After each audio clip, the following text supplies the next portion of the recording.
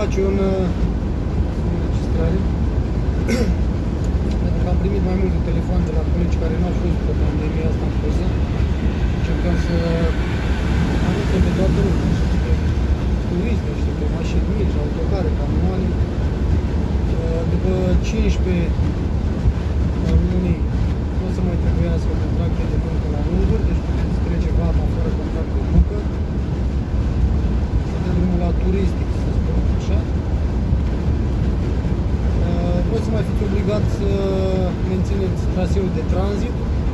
Traseul de tranzit era de Borș, spre exemplu, la Beretefală, să luați indicator de Debrecen M35, M3 și apoi direcția care vă interesa pe dumneavoastră, spre Austria pe M1 sau ar vrea să mergeți pe Slovenia M7.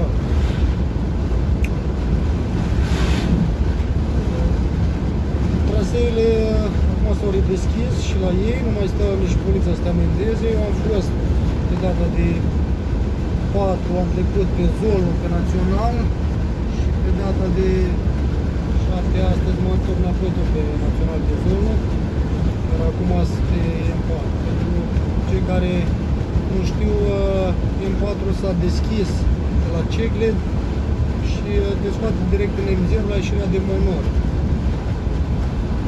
Se circulă bine și cantați din Național, dar dacă aveți o mașină mai puternică și vreți să vă distrați un pic, puteți merge și pe Debrecen, la și kilometri, un pic mai mult pe acolo, dar prindeți autostradă mai multă și mergeți pe pilot, mergeți mai întins.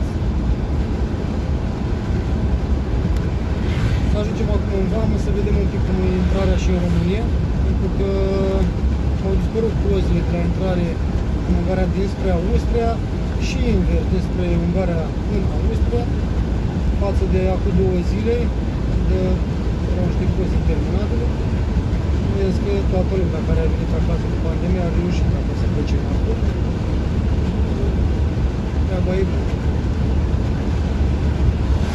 Deci pentru cei care totuși trebuie să călătoriți, după 15 încă o dată se scot contractele de muncă, puteți călători liberi fără restricții. Și pentru cei care sunt cu gabarit mare, gen camion, autocar, nu se mai merge pe tram. Puteți merge pe oriunde vreți. Am mers și am vorbit și cu colegi de-ai mei și de la alte firme, nu le-a mai amendat nimeni. Dacă spor la treabă și călătorie plăcută, vă urez, aveți grijă de voi.